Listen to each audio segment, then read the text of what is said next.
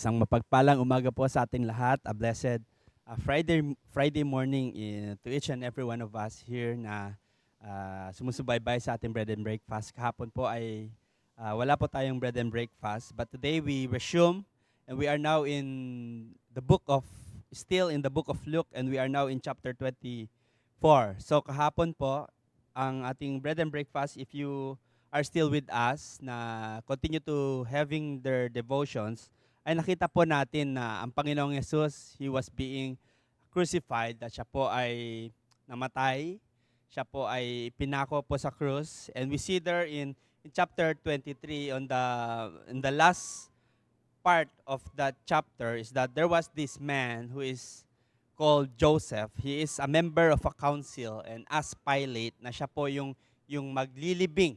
Ay siya po yung maglilibing sa Panginoong Yesus. At nung kinuha niya po yung katawan at nilagay niya po sa tomb, there were women na nakakita po sa kung saan po nakahimlay or kung saan po nilibing ang katawan po ng Panginoong Yesus. So in chapter 24, and this is the continuation of the chapter 23. At ang sabi po dito, binigyan ko nga palang title ang ating chapter sa araw na ito, Believe Jesus is Risen. Okay? So there were women who followed Joseph that time doon po sa chapter 23. And the continuation here now in verse 1 of chapter 24, ang sabi po dito, on the first day of the week, very early in the morning, the women, ito po yung mga nakakita ng, ng katawan ng Panginoon na inilibing kung saan po nilagay yung katawan po ng Panginoon. Ang sabi po dito, the women took the spices they had prepared and went to the tomb. So they found the stone rolled away from the tomb, but when they entered, they did not find the body of the Lord Jesus. So upon entering, upon looking, itong mga kababaihan, they were going to put fragrance, pabango doon sa katawan po ng Panginoong Jesus. But upon entering, upon looking, upon searching, doon po sa katawan po ng Panginoon, they did not see it. Wala po silang nakita. At ang sabi po dito in verse 4, while they were wondering about this, suddenly two men in the clothes that gleamed like lightning stood beside them. So the angel of the Lord came and nagpakita po ang mga anghel ng Panginoon dito po sa mga kababaihan. So while in their fright, the women bowed down with their faces to the ground, but the men said to them, why do you look for the living among the dead? So ito po yung sinabi po ng anghel when these people are looking and searching doon po sa katawan po ng Panginoon. When they are looking, trying to look and try to put fragrance doon po sa katawan ng Panginoon, sabi po nung dalawang angel, why do you look for the living among the dead? He is not here, He has risen. Okay? Ito po yung sinabi po nung anghel that Jesus Christ has risen. So you see these women, sila po ay abala, nagdala pa po sila ng spice or pabango to put doon sa katawan ng Panginoon. They are looking, they are searching doon po sa katawan ng Panginoon. But this angel told them that He is not here. Why are you looking the living among the dead? Okay? Ito po yung word ng Panginoon po sa atin na Jesus Christ has risen. Okay? Ang Panginoon po ay nabuhay na. Siya po ay hindi na patay. Okay? And same thing na nais po sabihin ng Panginoon po sa atin na, yes, I already risen. I have risen already. Wala na po ako dun sa pagkakahimlay ko. But maybe in our lives, sa buhay po natin, hindi po natin, we also try to look Jesus sa buhay po natin. And it seems like Christ is dead. Right? Parang patay po ang Panginoon sa buhay po natin na hindi po natin makita yung kanyang na ang Panginoon po ay nag-risen na. Kumbaga sa buhay po natin, sa mga nangyayari po sa buhay natin, it feels like Jesus Christ is still dead. Okay? And we try to look, Lord, nasaan ka nga ba? Panginoon, do you still nabuhay ka na po ba? Right? Kasi sa buhay po natin, parang hindi po natin makita yung galaw ng Panginoon in our situation right now. Maybe we are in deep troubles. Maybe we are in something na tayo po ay nasa problema. It seems like hindi po natin makita na ang Panginoon ay nabuhay na ang Panginoon ay He has already risen. So sabi po ng mga angel, ang sabi po nila, why are you looking for the living among the dead? Bakit nga ba ninyo hinahanap ang Panginoon dito? Buhay siya. Okay, wala na po siya dito sa sementeryo. And then, ang sabi po nila dito, He is not here. And He has risen. Remember how He told you while He was still with you in Galilee, the Son of Man must be delivered over to the hands of sinners, be crucified, and on the third day, be raised again. And then they remembered His word. After po nilang masabihan na ang Panginoon wala na po dito, these angels told the word of God, the word of the Lord to them, and then they remembered yung sinabi po ng Panginoon. So for our point number 1, for us to be able to see and believe that Jesus has risen, is that first we need to remember the word of God. Okay, we receive the word of God. Yes, we already knew God, we already received the word of God, but we need to remember the word of God. You see, in these circumstances, these women already also received the word of God sa buhay po nila. Na-receive na po nila, God has already preached to them, God already talked to them. So alam na po nila ang salita ng Panginoong Yesus. But when this time came na ang Panginoon po, yung situation na ang Panginoong Yesus ay namatay, ang Panginoong Yesus ay ibinurol, and yung hope po nila na ang Panginoon po sana yung magliligtas po sa kanila. That's why they welcome Jesus Christ. Welcome the King. Okay? Siya po yung magpapalaya po sa kanila doon sa mga Roman.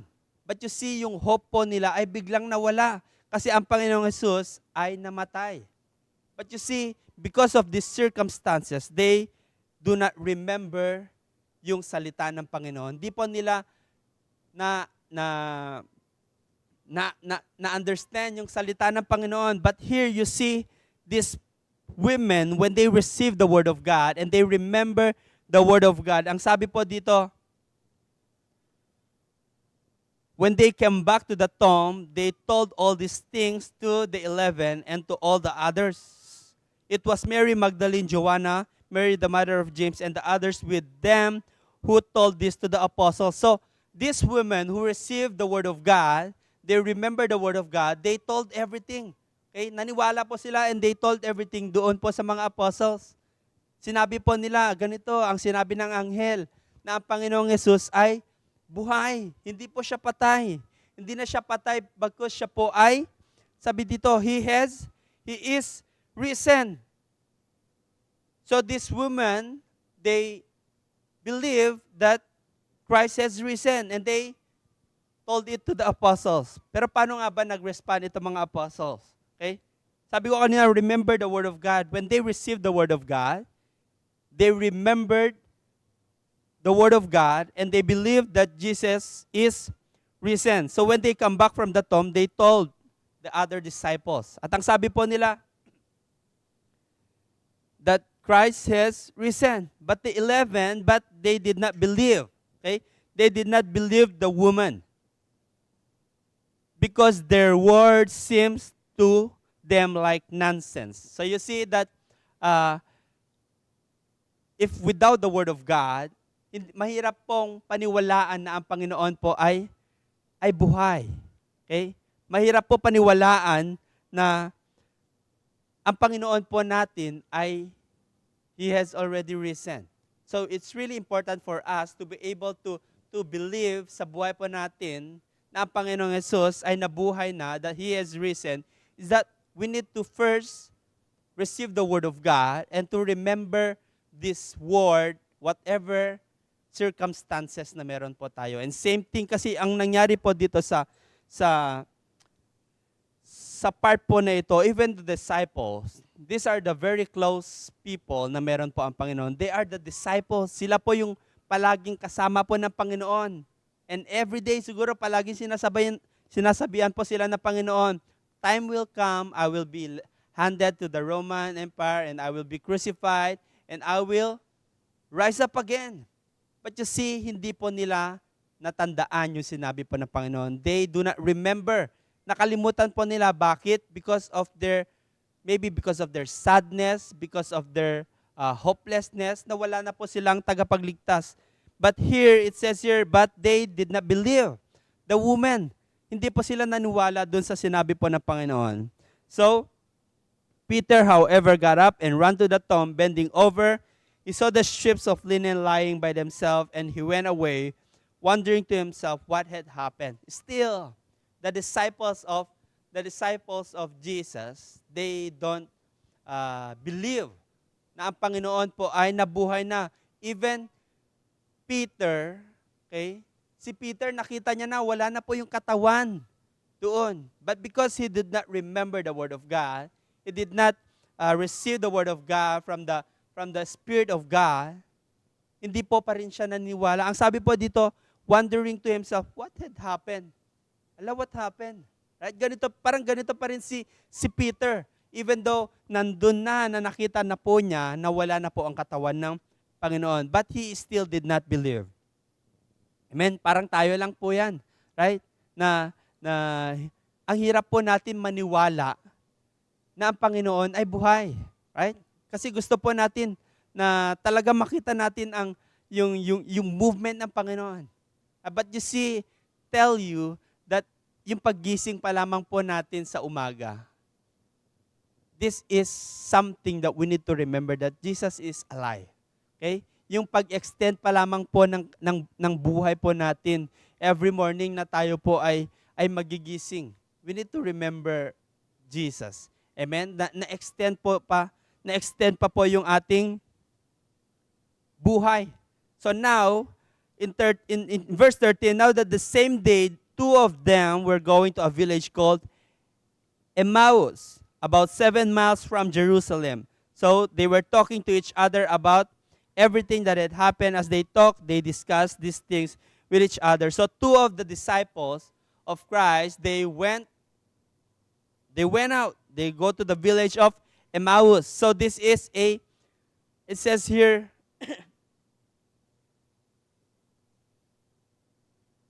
it's a 7-mile walk. Okay? Malayo-layo po yung usapan po ng dalawang disciple po ng Panginoong Jesus. So they were talking, discussing what had happened. Still, yung mga disciple ng Panginoon, medyo litong-lito. They do not understand. They do not remember anything na sinabi po ng Panginoon po sa kanila. And they talk, they discuss, maybe pinag-uusapan po nila what will happen now, na yung Savior pala natin ay nawala na, right? Namatay na crucify, ngayon di na nga natin alam kung nasaan yung katawan, right? They are discussing about this. And then suddenly,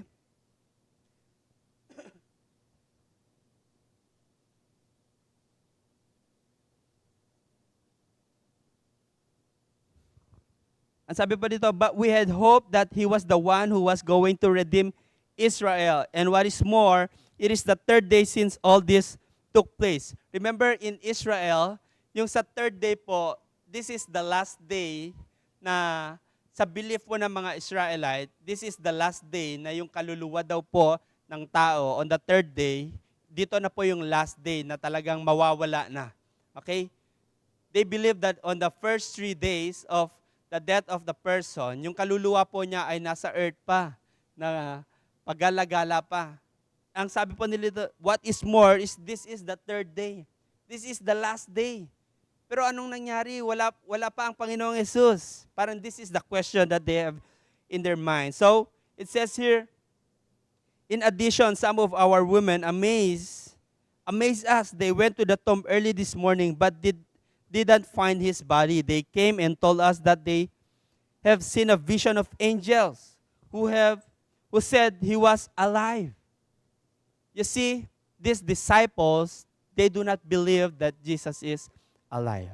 Hindi po sila naniniwala. even though meron na po nag-proclaim, even though meron na po nagsabi, meron na nakakita, they said, parang it's like an hearsay. Hindi pa po napuprove. Pero in the heart of these disciples, they do not believe. Wala po silang faith or wala man lang chance na ang Panginoon talaga ay nabuhay. Pero ang sabi po dito, then some of our companions went to the tomb and found it just as the woman had said. But they did not see Jesus. Kumbaga dito sa mga tao, sa mga disciples ng Panginoon, ang pag-iisip po nila is to see, is to believe, right? Ganito po tayo mga Kristiyano, or ganito po tayo mga tao, right? Mahilig po tayo sa to see is to believe. Hindi tayo naniniwala habang hindi pa po nangyayari ang isang bagay. We want that makita muna natin yung outcome bago po tayo maniwala sa isang bagay. And same thing dito po sa disciples ng Panginoon. They do not believe that Jesus is alive.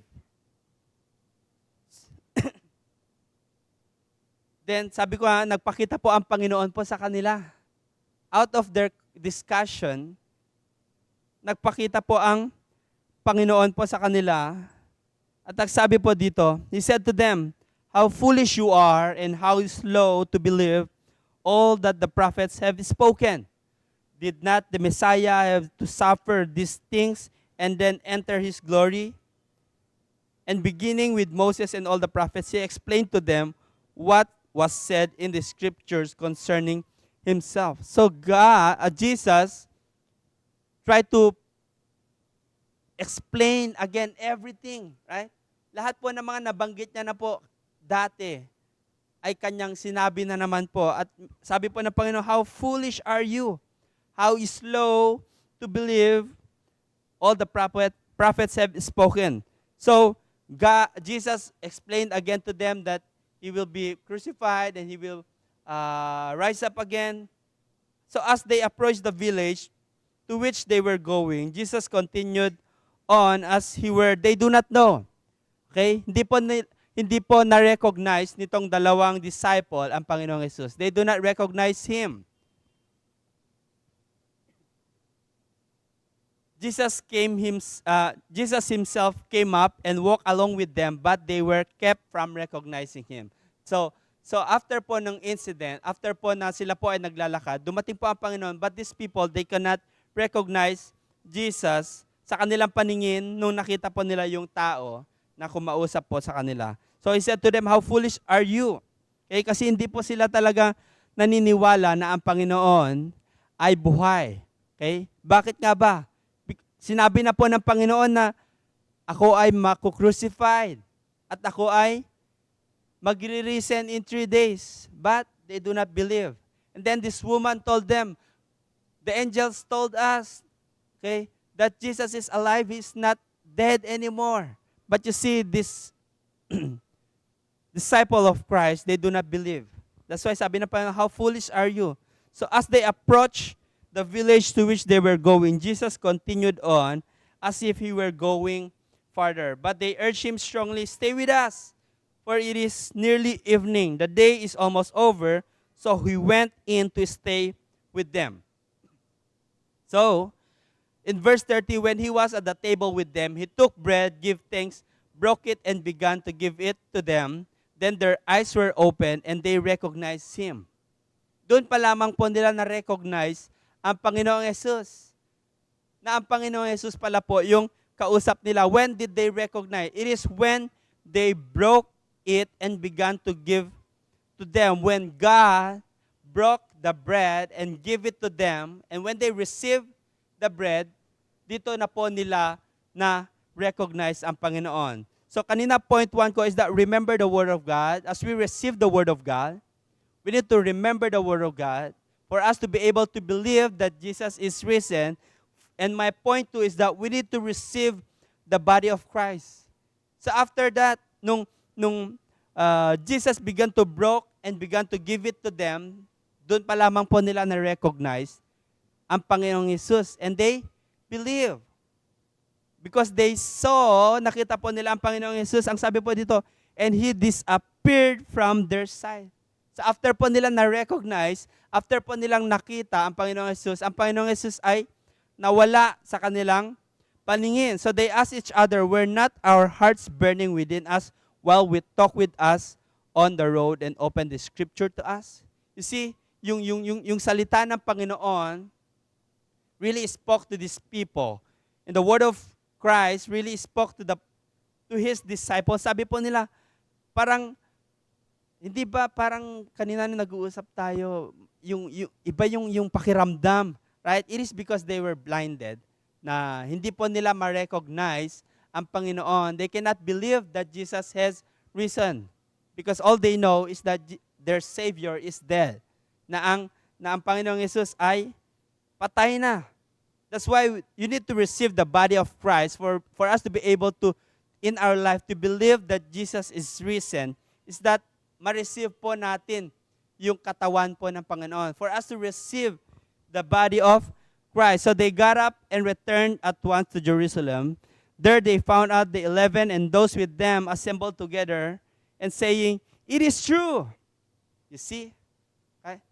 When they receive the body of Christ and the Word of God, they believe. Ang sabi po nila, it is true the Lord has risen and has appeared to Simon. Then the two told what had happened on the way and how Jesus was recognized by them when he broke the bread. So they believed that Jesus is risen. Nung na-receive po nila yung salita ng Panginoon and they received the body of Christ to them. They believed that Jesus is risen. So how, in verse 36, makita po natin, while they were still talking about this, and they were maingay na, siguro yung time na po na yun ay sila po ay medyo maingay na, they have a lot of discussions, totoo. Right? Kumbaga yung dalawang disciples na nakausap po ng Panginoong Jesus, they were discussing it to other disciples. Right? Convincing them, telling them to believe, oh, totoo na buhay ang Panginoong Jesus. Right? But, ang sabi po dito, while they were still talking about this, Jesus himself stood among them and said to them, peace be with you. Peace be with you. Ito po yung sinasabi ng Panginoon. Why? Because the people, his disciples, were alarmed. Right? They are very fearful for themselves. Kasi that time, they were also, kumbaga sila po ay wanted din. Right? Pinagahanap din po yung mga disciples ng Panginoon. They were being persecuted. That's why alam po ng Panginoon kung ano po yung kanilang pangangailangan. Sabi po ng Panginoon, peace be with you. May the peace of God be with you. Okay, wag po kayong matakot or wag po kayong mangamba. So when they were startled and frightened, thinking they saw a ghost. Right? Even though they believe, yung iba naniwala, yung iba hindi. That's why ang sabi po dito, na-startle po sila. Natakot po sila. They were being frightened. They think they saw a ghost. So he said to them, why are you troubled? Why do doubts rise in your minds? And these are the questions Jesus had asked his disciples. Why are you troubled? Right? Di ba I already told you that I will be crucified? I have already told you that I will rise up again in the third day. So why are you in trouble? Why do you have a lot of doubts in your minds? This is the question of Christ. Look at my hands, my feet. It is I myself. Touch me and see. Okay? Because his disciples were very slow in believing. Hindi pa sila naniniwala unless they can feel, they can touch. That's why sabi ng Panginoon, touch me. Kaya nung kanilang pong nahawakan ng Panginoon, sila po ay naniwala because yung nakikita po nila ay hindi ghost. Because they cannot touch the ghost. So when he had said this, he showed them his hands and feet, and while they still did not believe it because of joy and amazement, they cannot believe. Sobrang namangha po sila, I cannot believe this. Jesus Christ is alive. He was being crucified. He was buried. But now He's here. I cannot. Andun pa rin po yung disbelief po nila. But because they were very amazed. Because of joy, He asked them, Do you have anything here to eat? Okay. Do you have anything here to eat? They gave him a piece of broiled fish, and he took it and ate it in their presence. And then he said to them, again, the word of God is being preached to them. The word of God is being sent to his disciples, and disciples received this. This is what I told you while I was still with you. Everything must be fulfilled that is written about me in the law of Moses, the prophets, and the Psalms. Then he opened their minds. Okay? When they received the word of God, Jesus opened their minds so they could understand the scripture. Ano nga ba itong scripture? That he told them, this is what is written, the Messiah will suffer and rise from the dead on the third day, and the repentance for the forgiveness of sins will be preached in his name to all nations, beginning at Jerusalem. So you are the witness of these things. I am going to send you what my Father has promised, but stay in the city until you have been clothed with a power from on high. So when the people of God, when the disciples of Christ, they received the word of God, they understand. Na-remember po nila yung salita ng Panginoon, and they understand what is happening.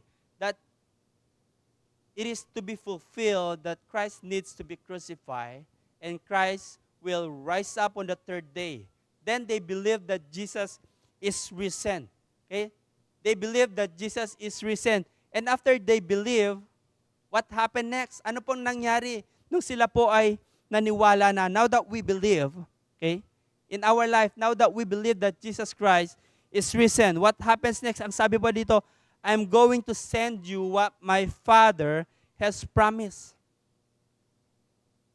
I'm going to send you what my Father has promised, but stay in the city until you have been clothed with the power from on high. What is the promise of God? And this is, the promise of God is the forgiveness. Okay? The forgiveness to all nations, salvation. And this is the promise of God. That's why in verse 50, ang sabi po dito, when he had led them out to the vicinity of Bethany, he lifted up his hands and blessed them. While he was blessing them, he left them and was taken up into heaven. Then they worshiped him and returned to Jerusalem with great joy. Okay?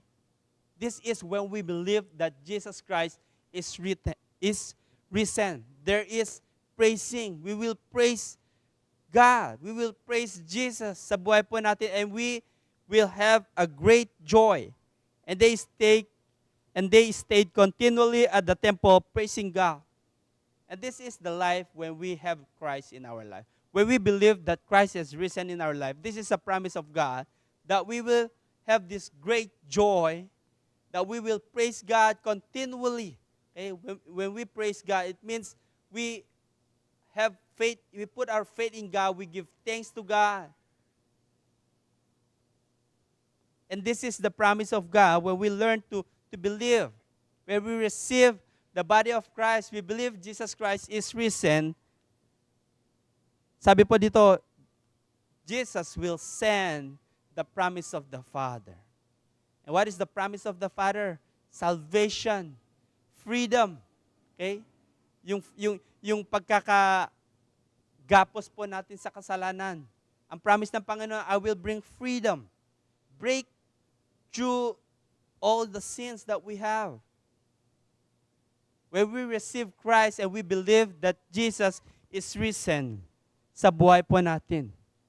Maybe in our lives, we also were like the disciples of Christ. Parang ang hirap po nating sabihin na ang Panginoon po ay nabuhay na.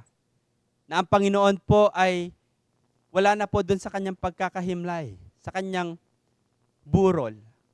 Why?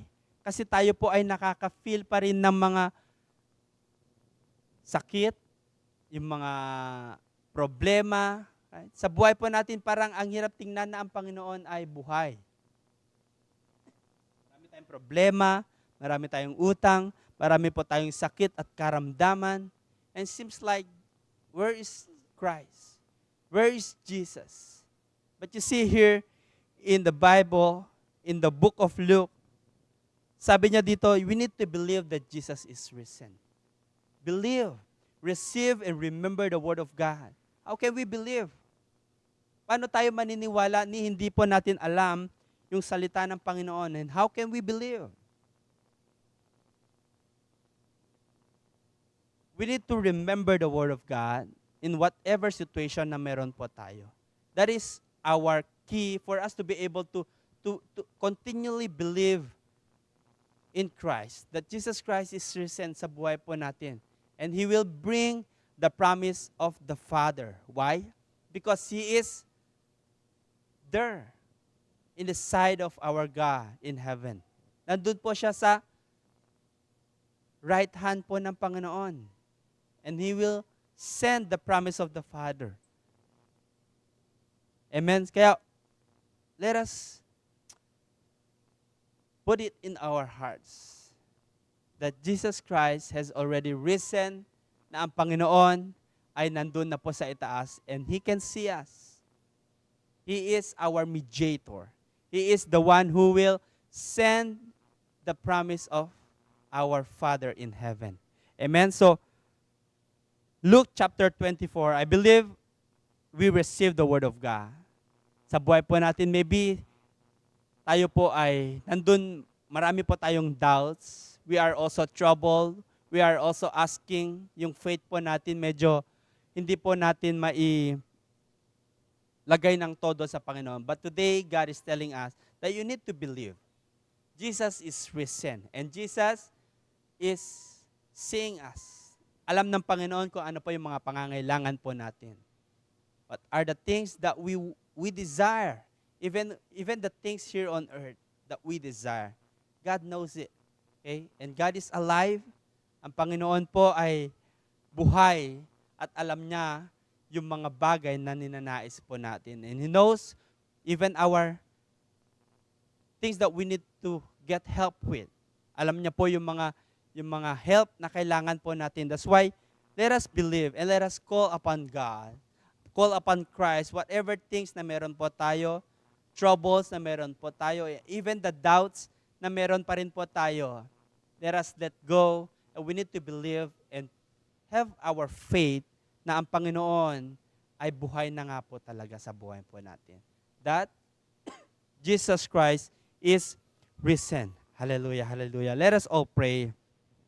Hallelujah. Lord, we come to you today. We just want to ask for forgiveness, God. For in our lives, Panginoon, hindi po namin minsan pinapaniwalaan, Panginoon. It seems like you are dead in our life because we do not see good things. Only we saw, Panginoon, only we see all the bad things that is happening into us, Panginoon. Yung mga problema na aming nararanasan, ito lamang po ang aming mga nakikita. Father, we ask that may you forgive us for we have this kind of heart. We do not have the faith, Lord, na makita na ikaw talaga ay buhay sa aming mga buhay. So Father, we just ask that may you forgive us, Lord, and may you cleanse us for our sins, for all our trespasses, all our unrighteousness sa buhay po namin, Panginoon. And Father, we pray that may you give us a new heart, a heart that is continue to believing, Panginoon. Continue to believe that you are the God who already risen, Panginoon. And Father, we just offer you our lives. Fill us with your Spirit, and may your Spirit continue to guide us, Lord, as we can give our life, Panginoon, continually praising you, O God. Father, we pray that may you give us a greater joy. Lord, give us a greater joy. Father, I pray for my brothers and sisters today, Lord. Whatever things, whatever help they need, O God. Father, I know that you are alive and you see them. Alam mo ang kanilang mga paghihirap. Alam mo, Panginoon, ang kanilang mga pangangailangan. So, Father, I pray that may you speak to them, God. Visit them and may you help them, Lord. Help us. Bless us, O God. Father, I pray that may you send the promise of the Father, the promise of God, the promises of God in our life, Lord. Lord, we want salvation in our life. We want to be free from our sins. Father, I pray that may your power move in our lives, oh God. Father, we thank you. Thank you for the book of Luke na pinagkaloob mo po sa amin. Maraming salamat, Panginoon, sa iyong katawan na napako sa krus ng Calvary, Panginoon. For us to be able to be saved. For us to be able to receive this forgiveness of our sins, oh God. Father, we thank you. We offer you ourselves, oh God. And we receive your word. We believe in you, that you have risen, God, and now you are alive and you see us, Father, and you were there, looking upon us, oh God. Father, we thank you for your word that helps us every day, who strengthens us, God, who brings understanding, Panginoon, for us to be able to relate, Panginoon, sa inyo. Mas lalo pa po naming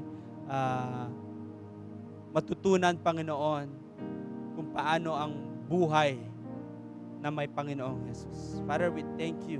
Thank you for your word today. At ito po ang aming samot dalangin sa pangalan ni Jesus. Amen and amen. So let us continue to believe that Jesus is risen. Amen. Sa buhay po natin, huwag po nating hayaan na ang Panginoon po ay mamatay. Right? Kasi minsan, even though alam na po natin na ang Panginoon ay nabuhay na, when we encounter problems, when we encounter many things, negative things, we ought to go back doon po sa paniniwala po natin na wala. Jesus is dead. Right? But the truth is, the Bible says, believe that Jesus is risen. Jesus is already up there. Amen? So wag po nating tatanggalin po yan sa ating mga puso. So yun lamang po, kita-kits po ulit tayo next week on our Bread and Breakfast. God bless po sa bawat isa.